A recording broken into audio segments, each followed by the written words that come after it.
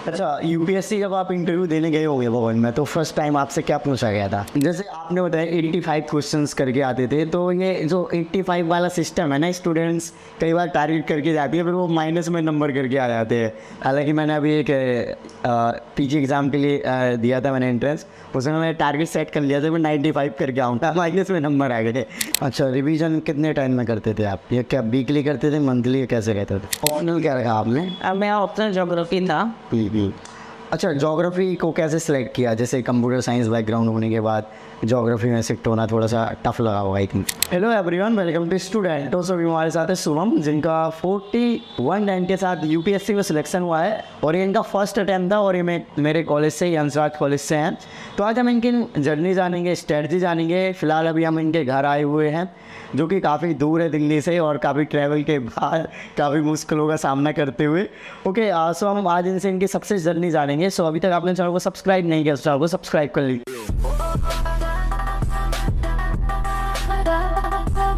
Okay, सबसे पहले आप अपना एजुकेशन बैकग्राउंड बताइए। जी, मैंने एजुकेशन क्लास 10 यहाँ विद्या विहार रेसिडेंशियल स्कूल पूर्णिया बिहार में ही है, वहाँ से किया था। फिर +2 मैंने दिल्ली पब्लिक स्कूल बोकारो से किया है। फिर मैंने ग्रेजुएशन कंप्यूटर साइंस ऑनर्स में हंसराज कॉलेज दिल्ली यूनिवर्सिटी से 2021 में कंप्लीट किया है। ओके, सो सिविल सर्विसेज का पहले से सोच रखा था, इसलिए डीयू में एडमिशन लिया था? जी हाँ, सोचा तो पहले से था। 12th के बाद सब लोग सोचते हैं कि आगे करियर में क्या करना है, तो मैंने सोचा कि मेरे लिए सिविल सर्विसेज ज़्यादा इजी होगा कंपेयर टू अदर स्ट्रीम्स। सो मैंने सोचा चलो डीयू में ले लेते हैं, तो वहाँ माहौल रहेगा अच्छा सिविल सर्विसेज का।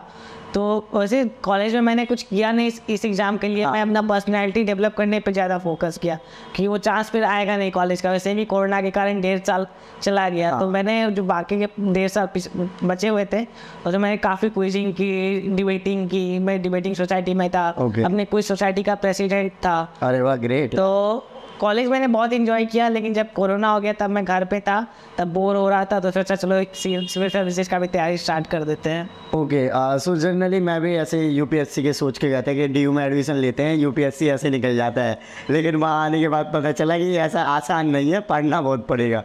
ओके, सो जैसे आपने बताया कि आपका कोरोना लग गया, उसके बाद जब आप घर पे आ गए वापस, तो कहीं ना कहीं स्टार्ट करने में आपको काफ़ी प्रॉब्लम आ रहा होगा कि गाइडेंस नहीं है, या फिर कैसे रिसोर्सेज भी नहीं होंगे उस टाइम पे, आप अचानक से इधर आ गए होगी, तो कैसे स्टार्ट हुआ प्रिपरेशन? जी, उस वक्त रिजल्ट आया था शायद 2019 यूपीएससी का। तो मेरे साथ मैंने क्विज करवाया था अपने पिछले स्कूल के लिए, उसमें चंद्रज्योति मैम जो 28th रैंक आया था उनका, उनके साथ मैंने क्विज करवाया था, तो उनसे बात करने का थोड़ा मौका मिला। और साथ ही मैंने बहुत सारे टॉपर स्टॉक देखे हैं, जैसे ये टॉपर स्टॉक है, मैंने बहुत सारे देखे हैं। और उसका बेस्ड ऑन दैट मैंने स्ट्रैटेजी बनाई कि मैं क्या, सारे टॉपर सेम ही चीज़ बोलते हैं कि टेस्ट देना है, रिवीजन करना है, ये बुक्स पढ़ने, बुक्स तो सब सेम ही पढ़ते हैं। तो मैंने देखा, फिर जब मैंने स्ट्रैटेजी बना ली, सारे बुक लिस्ट बना ली, तब मैंने ऑनलाइन बहुत सारे बुक्स यहाँ पे बना, टाइमवर्ड, ई-कॉमर्स का, यहाँ पे सारे बुक्स आ गए आसानी से। तो मैंने घर पे रहकर प्रिपरेशन स्टार्ट किया। मैंने ऑप्शनल का कोचिंग यहीं से ऑनलाइन स्टार्ट कर दिया था। टेस्ट सीरीज भी यहाँ से मैं स्टार्ट कर दिया था। मैं जाता था, टेस्ट सीरीज के पेपर प्रिंट आउट करवाता था, देता था, फिर उसको अपलोड करता था स्कैन करके, तो उसमें बहुत काफ़ी टाइम लगता था। करंट अफेयर्स के भी मैं मंथली मैगजीन आते थे, वहाँ जाके प्रिंट कराता था। तो दैट्स छोटी मोटी दिक्कत होती थी, वो फैमिली है, बहुत सारे फंक्शन होते थे, इसलिए मैं दिल्ली शिफ्ट कर गया सितंबर 2021 में। फिर उसके बाद प्रिपरेशन अपने आप स्मूथली होते गया। ये एक मंजिल है तो रास्ते भी होंगे, और एक मेंटर भी जो मुश्किलों को आसान बना दे। नतीजे संयोग नहीं होते, दूसरों से बेहतर स्कोर होते हैं। GS Score, an institute for civil services.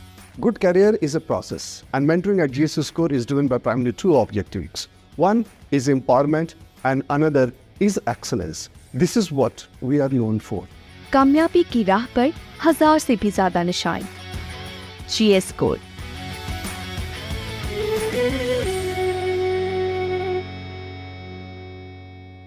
जब आपने फर्स्ट टाइम रिजल्ट देखा होगा तो क्या रिएक्शन था? फर्स्ट अटैम्प्ट में इतने अच्छे रैंक के साथ सिलेक्शन हो जाना अपने आप में समझ ही नहीं आता कि सच में ऐसा हुआ कि नहीं हुआ। सबसे पहले तो वैसे एक्सपेक्ट कर रहा था कि लिस्ट में नाम होगा, हाँ। क्योंकि मैं टेस्ट में अच्छे मार्क्स आते थे, एग्जाम अच्छे गए थे, इंटरव्यू भी अच्छा गया था।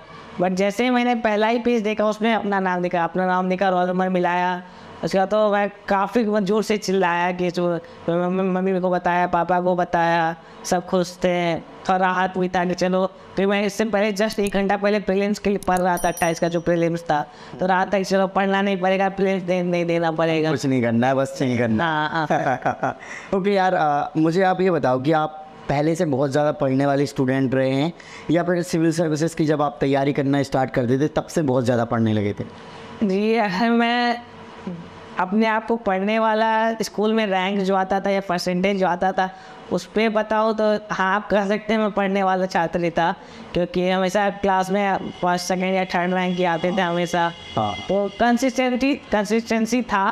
कॉलेज में बल्कि कंसिस्टेंसी टूट गया, क्योंकि मैं अटेंडेंस में जाता नहीं था क्लास में, 50% से कम अटेंडेंस रहता था। ऐसे तो कॉलेज में कंसिस्टेंसी टूटा, बट उससे पहले हमेशा फर्स्ट टॉप 3 रैंक रहता था। ओके, सो डेफिनेटली आपको क्या लगता है कि आपने जो बहुत पहले पढ़ रखा है, स्कूल कॉलेजेस जो भी है, वो सिविल सर्विसेज में आपका हेल्प किया या फिर वो कहते हैं ना फ्रेश स्टार्ट किया इसके लिए सब कुछ?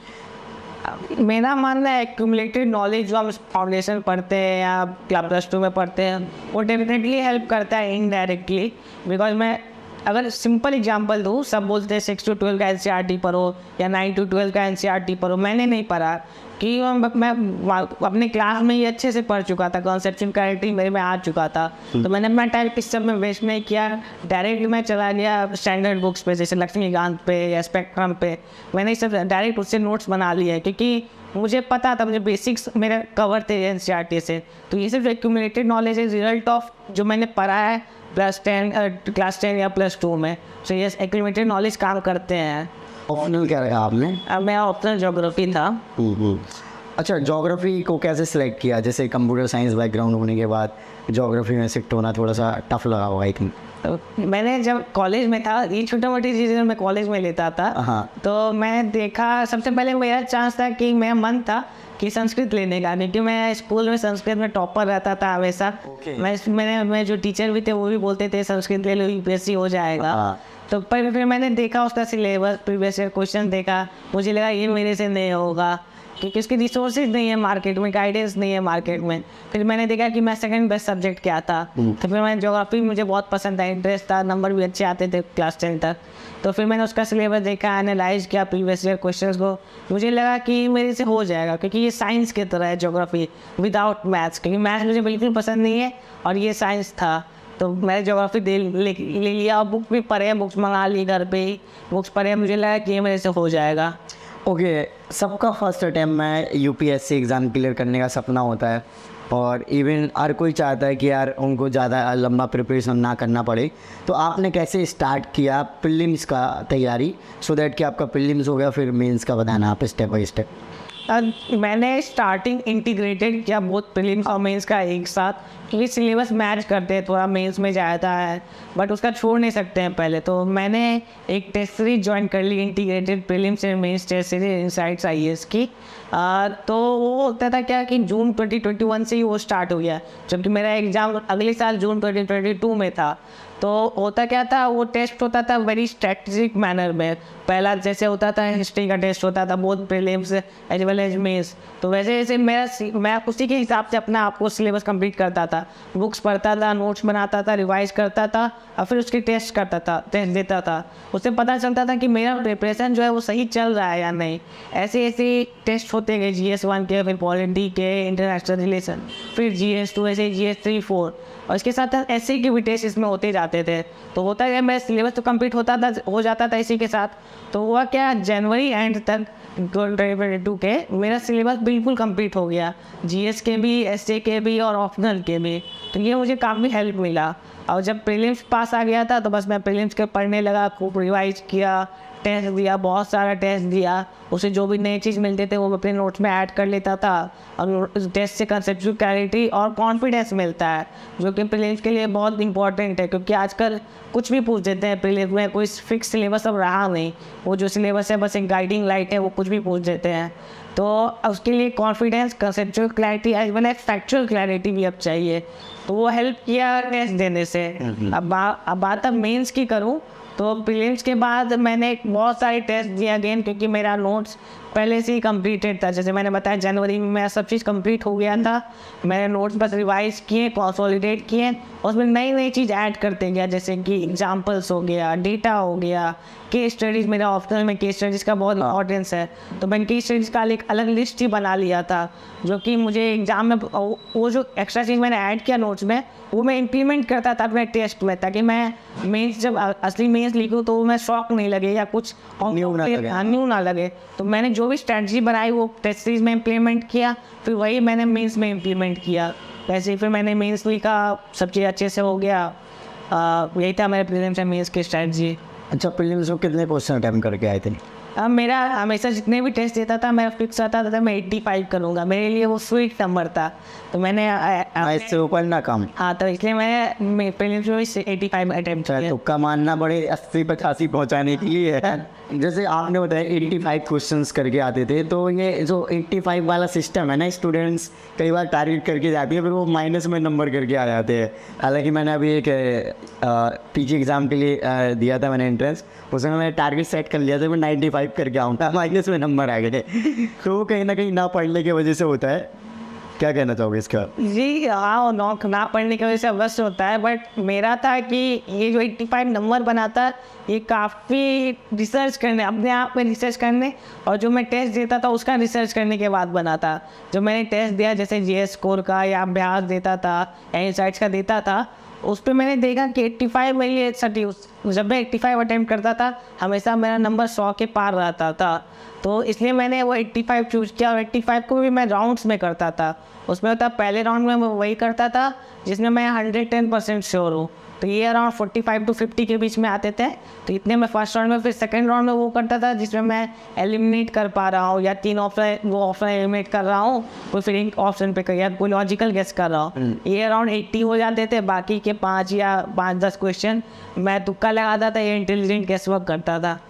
अभी जो प्रीलिम्स का पेपर हुआ आपने देखा? जी, मैंने अटेम्प्ट किया है प्रीलिम्स का पेपर, क्योंकि मैं फ्री था तो मैंने अटेम्प्ट किया है। कितने क्वेश्चंस सही हुए आपके? इसमें मैंने 85 अटेम्प्ट किए, उसमें वेरियस आंसर की से 100 के पार आ रहे थे। ओके, और स्टूडेंट्स बता रहे हैं कि बहुत टफ था पेपर और काफ़ी एलिमिनेशन कोई एलिमिनेट कर दिया यूपीएससी ने, या फिर पैटर्न चेंज कर दिया है, तो इसके बारे में आप क्या कहना चाहेंगे? या फिर आपको, जैसे आपने तो अटेम्प्ट किया ही है, तो अब स्टूडेंट्स को कैसे अगले एग्ज़ाम की अप्रोच के लिए प्रीलिम्स की खास तौर पे फोकस करना चाहिए स्ट्रेटजी पर? जी, मैं डिफ़िकल्ट तो नहीं कहूँगा, बट थोड़ा डिफरेंट था। लोगों को डिफरेंट और डिफ़िकल्ट में थोड़ा कंफ्यूज हो जाते हैं। डिफरेंट था, बट ये देखिए कि लास्ट ईयर भी ऐसा ही क्वेश्चन उन्होंने 4-5 पूछा था, तो और जो भी थे बेसिक क्वेश्चन सेम थे। बट मैं आगे का कहूँ तो आपको 3 चीज़ चाहिए होगा, कंसेप्चुअल क्लैरिटी, फैक्चुअल क्लैरिटी और थोड़ा लक। क्योंकि आप ये जो है ओनली टू, इसमें आप तीनों मतलब श्योर होंगे तभी कर पाएंगे, ये सारे होंगे नहीं। तो आप 70 क्वेश्चन या 60-70 क्वेश्चन ही कर पाएंगे। बाकी के अटेम्प्ट करने के लिए आपको लक चाहिए। यूपीएससी में लक का तो बहुत इंपॉर्टेंट पार्ट है हमारी जर्नी का। लक के थ्रू ही मैं, क्योंकि प्रिपरेशन सब करते हैं, पढ़ते से मैं 41st रैंक लाया, पूरा उसमें लक का भी साथ था। तो आप लक के लिए तो कुछ नहीं कर सकते हैं, बट बाकी 2 चीज़ें मैंने बताई, कंसेप्चुअल क्लैरिटी और फैक्चुअल क्लैरिटी, इस पर आप वर्क जरूर कर सकते हैं। ओके, एग्जाम्स के जस्ट 2-3 महीने पहले क्या आप प्रीलिम्स ओरिएंटेड हो जाते थे, जैसे कि आपने बताया कि मेंस और प्रीलिम्स इंटीग्रेटेड आप प्रिपरेशन करते थे? हाँ, मैंने जैसे जून 5 को एग्ज़ाम था, तो मैंने अप्रैल में सिर्फ प्रीलिम्स पे फोकस किया। बट उसमें कुछ ज़्यादा होता नहीं था, जाके मैं दिन में 2 टेस्ट दे देता था, आके थोड़ा उसको रिवाइज कर लेता था, आंसर जो नहीं आते थे उसको या तो नोट्स में लिख लेता था या इग्नोर कर देता था, जो मैं सोचता था ये तो कभी आएंगे नहीं एग्ज़ाम में। तो ऐसे ही होता था। ये 2 महीना काफ़ी रिलैक्स था, क्योंकि मेरे नोट्स बने हुए थे, मैं अच्छे मार्क्स आ रहे थे टेस्ट सीरीज में, और उस वक्त IPL भी चल रहा होता था, तो मैं IPL भी देखता था, टाइम पास हो जाता था। IPL में कौन सी टीम फेवरेट है आपकी? आरसीबी ही है, लेकिन गाना अब अच्छा नहीं लगता छोड़ है। देती यार अच्छा क्यों नहीं लगता यार अच्छा आरसीबी में किसके फैन हो गए? था तो मैं एबीडी का, बट अभी कोहली ही बचा है। और but उससे भी ज़्यादा मुझे मैक्सवेल पसंद है, Okay. क्योंकि कोहली अब स्लो खेलने लगा है T20 में, तो मज़ा नहीं आता उसको देख के। अच्छा चलो, आपने हालांकि अभी मेंस के बारे में बताया। मेंस में एक और इम्पोर्टेंट चीज़ होती है आंसर राइटिंग। आंसर को अच्छा मैटर करने के लिए या फिर जिसमें मार्क्स अच्छे आए, हालांकि आपका स्कोर कार्ड आया ही होगा, तो डेफिनेटली आपके मार्क्स अच्छे आए हुए तभी आपकी रैंक भी अच्छी आई है। तो कैसे आंसर को लिखते थे? आंसर जैसे मैंने बोला, मैंने जून 2021 से आंसर राइटिंग स्टार्ट कर दिया। तो मैंने स्टार्टिंग में क्या था, डेली आंसर राइटिंग। मैंने 2 महीने डेली मैं 2 आंसर लिखता था 15 मिनट में, क्योंकि होता है कि 10 मार्क्स का आंसर 7 मिनट में लिखना होता है और 15 मार्क्स का आंसर 10 मिनट में लिखना होता है। तो ये मैंने 2 महीने लगातार डेली आंसर राइटिंग की। उससे हुआ क्या कि मैं स्पीड जो था वो हो गया। अब मैं जैसे मैंने बोला इंटीग्रेटेड टेस्ट सीरीज होता था मेरा, तो मैं टेस्ट देते जाता था। तो स्टार्टिंग में तो बहुत डिफ़िकल्टी होता था, मेरे पेपर 3.5 घंटे में कंप्लीट होते थे। बट धीरे धीरे जैसे मैं लिखता गया टेस्ट देते गया, तो at the end of my prelim cycle मेरा 3 घंटे से पहले ही कंप्लीट हो जाने लगा विथ क्वालिटी आंसर्स। तो वैसे ही मैंने प्रीलिम्स और मेंस के बीच में बहुत सारे 50 से ज़्यादा टेस्ट लिखे, including GS, SA and optional. But at the end जब प्रीलिम्स और मेंस के बीच में मैंने 50 से ज़्यादा टेस्ट लिखे, तो मैं 3 घंटे से पहले ही कंप्लीट होने लगा, पेपर टाइम में कंप्लीट होने लगा। और क्वालिटी आंसर मेन, आप बस पेपर कंप्लीट करना नहीं होता है, अब वो जो पूछ रहा है वो लिखे, उसमें थोड़ा वैल्यू एडिशन करें यूजिंग डेटा एग्जांपल्स। तो वो मैं इम्प्लीमेंट करता था अपने टेस्ट में। वही आंसर राइटिंग जो बोलते हैं टॉपर्स के, टू द पॉइंट लिखो, पॉइंट्स में लिखो, अंडरलाइन करो, कीवर्ड्स यूज करो, वही मैंने इम्प्लीमेंट किया अपने टेस्ट सीरीज में। उससे मुझे कॉन्फिडेंस आया। फिर मैंने सिमुलेटर टेस्ट भी दिया, दिन में 2 टेस्ट देना जैसे होता है फाइनल मेंस में, वो मैंने दिया। फिर जाके जब कॉन्फिडेंस हो गया इतने टेस्ट देने के बाद, तो मैंने मेंस दिया, मैंने कॉन्फिडेंटली मेंस दिया। कोई मेजर प्रॉब्लम हुआ नहीं मेंस में। हाँ, एक बार हाथ दर्द करने लगा था GS2 पेपर लिखने के बाद, तो बट रात भर में ठीक हो गया। तो ईजिली सब चीज़ अच्छे से हो गया मेंस का। ओके, सो ओवरऑल मैं अगर आपसे जानना चाहूँगी सिविल सर्विसेज की तैयारी में आपको कितना टाइम लगा? आपको सक्सेस मिली गई है तो वो एक पूरा टाइम प्रोसेस बताइए। मैंने सीरियस प्रिपरेशन जून 2021 में ग्रेजुएशन के बाद स्टार्ट किया। तो वहाँ से देखें तो अभी है 1 साल ही मानिए। 1 साल का एग्ज़ाम, 1 साल का प्रिपरेशन, फिर 1 साल का एग्ज़ाम साइकिल होता है। तो यही 1 साल मान के चलो। हाँ, 1 साल। तो जनरली मतलब नॉर्मली सभी को लगता है कि कई साल लग जाते हैं, और ये डिपेंड करता है पर्सन टू पर्सन। और दूसरी चीज़ होती है कि आपने अभी लक का भी जिक्र किया, तो मे भी ये भी बड़ा फैक्टर रहा होगा आपके साथ, आपने जब बताया ही खुद से ही। तो और अच्छा, एवरेज कितने घंटे पढ़ते थे आप डेली? जी, वैसे कोई फिक्स तो नहीं था, क्योंकि वो डिपेंड करेगा एग्ज़ाम पास है, एग्ज़ाम कितना दूर है। तो बट मेरा डेली टारगेट होता था कि मुझे इतने बजे पढ़ने बैठ जाना है, और डेली का टारगेट ये मुझे कंप्लीट करना है। अगर वो मुझे 4 बजे तक ही कंप्लीट हो गया तो वही करता था, बाकी भी हमारा मूवी देखता था बाकी के टाइम में। तो अगर बट मैं एवरेज देखूँ तो 8-9 घंटे हो ही जाते थे।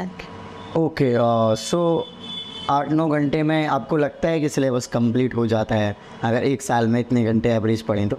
हाँ, आसानी से। मैं अब खुद का एग्जाम्पल दे, 8-9 घंटे में मैंने 1 साल से, फिर मैं जून में स्टार्ट किया, जनवरी एंड तक मेरा कंप्लीट हो गया। सब बोलते हैं कि टाइम नहीं होता है प्रिपरेशन में, टाइम की कमी है। बट अगर आप अच्छे से टाइम को यूटिलाइज करें, मैंने 8-9 घंटे ही पढ़ा, उसमें सिलेबस आसानी से कंप्लीट हो जाता है। अच्छा, जैसे कि 8-9 महीने आपने बताया, तो एक लक्ष्मीकांत हो गई, एक स्पेक्ट्रम हो गई, इन्वायरमेंट के लिए शंकर IAS है, डिफरेंट जो कोचिंग के नोट्स आते हैं, फिर बुक्स आते हैं। इसके अलावा जोग्राफी के लिए जनरली आप NCERT या फिर डिफरेंट बुक्स का यूज़ कर लेते हैं। तो इन बुक्स को कैसे आपने डिवाइड किया था कि पहले इनको पढ़ूंगा, इसको कंप्लीट कर लूँगा इतने महीने में, इसको इतने महीने में, ऐसे किया था, या फिर पढ़ते गए वो पता नहीं कब कितने टाइम में ख़त्म हो जाएगा? जी, मैं पढ़ते गया था, क्योंकि मेरा वीकली टेस्ट होता था जैसे मैंने बताया। तो मेरे पास 1 सप्ताह ही होता था कंप्लीट करने के लिए। तो उस 1 सप्ताह में मैं कंप्लीट कर लेता था, including reading the book, making the notes out of them and revising them. इस 1 सप्ताह में मेरा हो जाता था। जैसे मैंने स्टार्टिंग GS1 से किया तो स्पेक्ट्रम मेरा हो गया, फिर GS2 का गया तो पॉलिटी का लक्ष्मीकांत हो गया, GS3 किया तो मैं श्री राम IAS का फॉलो करता था, इकोनॉमी, तो वो हो गया, इन्वायरमेंट हो गया। ऐसे मेरे खुद के नोट्स, अब मैंने अपने खुद के नोट्स बनाए, सारे जितने भी टॉपिक है सबके नोट्स थे मेरे। वो जो फिक्स टाइम होता था, मैं उसी में बना, कोई फिक्स शेड्यूल नहीं था कि मुझे 3 दिन ही पढ़ना है लक्ष्मीकांत या 1 सप्ताह पढ़ना है लक्ष्मीकांत। अगर वो मुझे 2 ही दिन में कंप्लीट हो जा रहा है तो मैं तीसरे दिन क्यों पढूं। बस होता था कि एक बार पढ़ लिया, हाँ उसके बाद जब टाइम मिलता था रिवीजन ज़रूर होता था। अच्छा, रिवीजन कितने टाइम में करते थे आप? ये क्या वीकली करते थे, मंथली, कैसे कहते थे? अगेन टेस्ट के हिसाब से, जैसे एक पूरा साइकिल GS 1 2 3 4 का कंप्लीट हो गया, हाँ। उसके बाद एक और बाकी जो जैसे जनवरी में कंप्लीट हो गया, 2 महीने जो बचे थे फरवरी मार्च, इसमें एक और टेस्ट सीरीज साइकिल GS 1 2 3 4 का फिर से स्टार्ट हुआ, तो इसमें मैं फिर रिवीजन करता था। तो ऐसे बहुत सारे रिवीजन हो जाते थे। ओके, जैसे जो प्रीलिम्स का टेस्ट होता है, अभी आपने दिया एग्ज़ाम, फिर से जो प्रीलिम्स दिया आपने चेक करने के लिए जस्ट ऐसे ही, लेकिन जैसे हम आज से 8-10 साल पुराना GS का पेपर देखे प्रीलिम्स का, तो उसमें करंट ओरिएंटेड कुछ क्वेश्चंस पूछे गए, तो डेफिनेटली वो हम अटैम्प्ट नहीं कर पाएंगे उस टाइम पे, और कुछ स्टैटिक्स और करंट को मिला के क्वेश्चंस पूछे जाते हैं, तो फिर वो लगता है आपको कि इतना भी हेल्पफुल रहेगा उस तरीके से? अब प्रीवियस ईयर क्वेश्चंस को मैंने ऐसे देखा कि मैं इतना पढ़ लूँ कि प्रीवियस ईयर क्वेश्चन अगर मैं उस टाइम देता तो भी मैं कर लेता। ये नहीं मैं करता था कि चलो इसको रट लेता हूँ कि अगले साल एग्ज़ाम में या मेरे साल एग्ज़ाम में आएगा।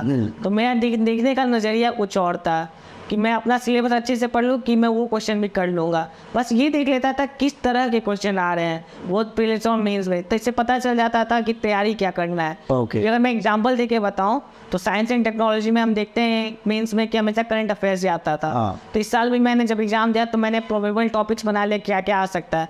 उसमें एक प्रोबेबल टॉपिक था जेम्स वेब टेलीस्कोप, जो कि एक्चुअल मेंस में आया अभी, तो ये काफ़ी हेल्प करता है इससे। ओके, और मेंस में जब आप फर्स्ट टाइम मेंस दिया आपने, फर्स्ट टाइम प्रीलिम्स को क्वालिफाई करने के बाद, तो कहीं ऐसा नहीं लगा कि मतलब उतना बेटर नहीं करूँगा, अगली बार करूँगा? मन में एक चल रहा होगा कि ठीक है यार, इस बार फर्स्ट अटैम्प्ट तो है, अगर नहीं भी अच्छा करूँगा तो अगली बार हो जाएगा, कोई दिक्कत नहीं है? थैंकफुली ऐसा कभी आया नहीं। मेरे मन में था 1 साल ही मेहनत करना, मैं दोबारा यही चीज़ सेम पढ़ना नहीं चाह रहा था। मैं ऐसा बोलते हैं मोटिवेशन फैक्टर क्या होता है, मेरे लिए मोटिवेशन फैक्टर मेरा डर था कि स्टैग्नेट नहीं कर जाऊँ, मैं दोस्त मेरे से आगे बढ़ जाए, मैं सेम लक्ष्मीकांत 10 बार पढ़ते रहूँ, अगले साल भी फिर से टेस्ट देते रहूँ। तो यही डर जो था मुझे कहता था कि चलो और मेहनत करो और मेहनत करो, जो कर रहे हैं उसी पर कंसिस्टेंसी करते रहो। तो थैंकफुली मेरे मन में ये कभी नहीं आया। ओके, जैसे DU में जनरली देखा जाता है कि इस बार काफ़ी अच्छा रिजल्ट रहा, DU से काफ़ी स्टूडेंट सेलेक्ट हुए, और जैसे मैं खुद DU से हंसराज कॉलेज से ही हूँ, बट यार मुझे ऐसा लगा कि हंसराज में इतने सारे स्टूडेंट्स हैं और मेरे से बहुत अच्छे बेस्ट स्टूडेंट हैं, और जो कि काफ़ी अच्छा बोलते भी है, काफ़ी अच्छी नॉलेज है, फाइनेंशियली भी अच्छे हैं और फैमिली बैकग्राउंड भी उनका अच्छा है, तो सो दैट कि यार 1-2% ही मतलब बच्चे निकलते हैं सिलेक्शन UPSC में। पहले अपना कॉलेज में ऐसा होता था कि 2-3 बच्चे साल में एक आधी रिजल्ट निकले, इस बार तो हालांकि 8 या 10 अराउंड स्टूडेंट सेलेक्ट हुए हैं, तो मुझे लगा कि बहुत टफ है और मैं नहीं कर सकता हूँ, मतलब 1-2 अटैम्प्ट मैं तो नहीं कर सकता हूँ, मुझे ज़्यादा लगेगा। सो मैं इस तरफ इसलिए बढ़ गया कि मुझे कोई और भी ऑप्शन रखना चाहिए। बट आपके दिमाग में ऐसा आया था कभी कि यार टाइम लगेगा इसमें, मेरे खुद कलीग्स इतने होशियार हैं और बहुत कम सिलेक्शन होता है ऐसे करके? अगेन मेरे दिमाग में ये सब कुछ नहीं था। मेरे लिए था कि एग्ज़ाम बहुत सिंपल है, फिक्स सिलेबस है, मैं वो पढ़ूंगा, मेहनत करूंगा तो हो जाएगा। क्योंकि उस डांसरा से 1 साल 4th रैंक आया था हिमांशु जैन से, हाँ, तो था कि मेरे सामने एग्जाम्पल है, वो कर सकते हैं तो मैं क्यों नहीं कर सकता। हाँ, राइट। ओके, सो जैसे बिहार से भी बहुत सारे स्टूडेंट सेलेक्ट होते हैं UPSC में।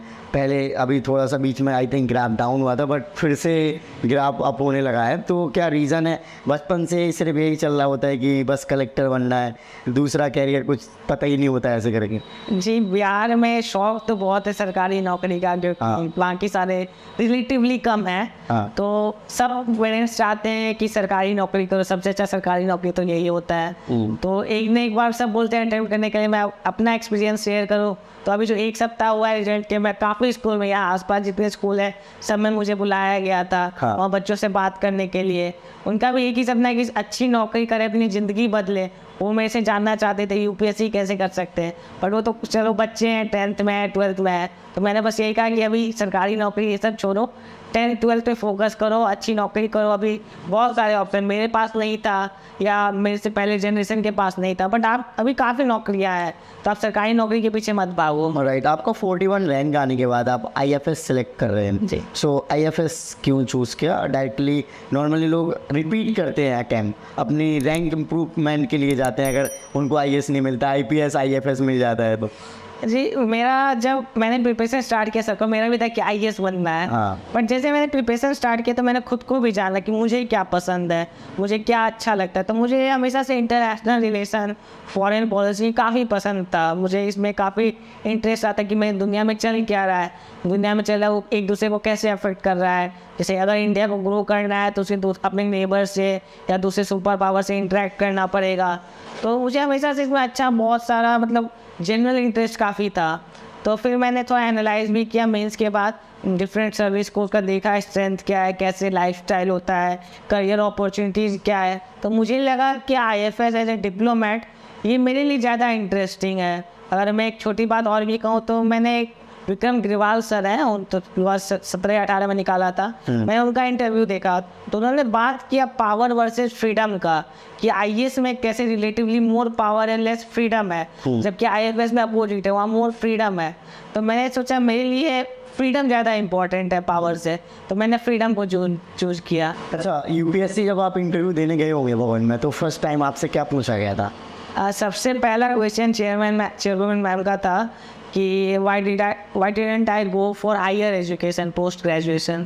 ये था पहला क्वेश्चन। सो आपने क्या रिप्लाई किया था वैसे? मैंने किया था कि ma'am I had plans of post graduation but my first priority was UPSC, so I thought let's give UPSC, if not then as a backup I would do post graduation. Right, और कोई ऐसा question आ रहा है first attempt में interview तक आ रहे हैं और आपकी कम एज भी है, ऐसे करके कुछ? जी, मैम ने इसी क्वेश्चन के बाद मैम ने मुझे अप्रिशिएट किया था कि I am the youngest candidate so far. So अभी आपकी एज कितनी हो गई? 22। मतलब आप जब अपेयर की हो गए आई थिंक 21 के हो। हाँ। अरे वाह यार, ये तो बहुत अच्छी बात है आपके लिए, one of the youngest officer बने आप। ओके, सो लास्ट में जो फ्यूचर एस्पिरेंट्स हैं जो कि डिफरेंट बैकग्राउंड से आते हैं, कुछ लोग IITs या DU जैसे, या फिर जो सेंट्रल यूनिवर्सिटीज़ में नहीं पढ़ते हैं, जो कि अपने लोकल स्कूलिंग और लोकल यूनिवर्सिटी से ग्रेजुएशन करते हैं, तो उनको लगता है यार कि ये DU वाले बच्चे या फिर BTech वाले ज़्यादा सिलेक्शन लेते हैं, हमारा तो हो ही नहीं। और जनरली हर कोई सोचता है, और काफ़ी हद तक ये प्रैक्टिकल में भी कभी कभी चीज़ें पॉसिबल नज़र आती हैं। तो ऐसा तो होता है, बट मैं अगर आपको डेटा बताऊं तो मैं पढ़ा था एक सप्ताह पहले, JNU से हाईएस्ट परसेंटेज ऑफ सिलेक्शन होता है, सेकंड में IIT रुड़की, बट थर्ड में DU आता है। तो ऐसा कोई बैकग्राउंड मैटर नहीं करता है, क्योंकि IIT वाले भी आके ह्यूमैनिटीज़ लेते हैं सब्जेक्ट ऑप्शनल में। तो आप कोई भी बैकग्राउंड हो, कोई भी ग्रेजुएशन हो, कहीं से भी आते हो, अगर आप मेहनत करोगे तो ज़रूर होगा, क्योंकि सिलेबस सेम है, सोर्सेज सबके पास सेम होते हैं, पढ़ना सबको सेम चीज़ है, बस आपको मेहनत करना पड़ेगा। Okay, so thank you so much for your lovely message. So friends, आपने देखा कि इन्होंने अपनी जर्नी को, ओवरऑल एक्सपीरियंस को शेयर किया। सो मे बी आपकी प्रिपरेशन में इनका एक्सपीरियंस और जो स्ट्रेटजी वगैरह बताई इन्होंने, वो हेल्प करेगी। सो अभी तक आपने चैनल को सब्सक्राइब नहीं किया तो चैनल को सब्सक्राइब कर लीजिए, इस वीडियो को लाइक करें। जय हिंद।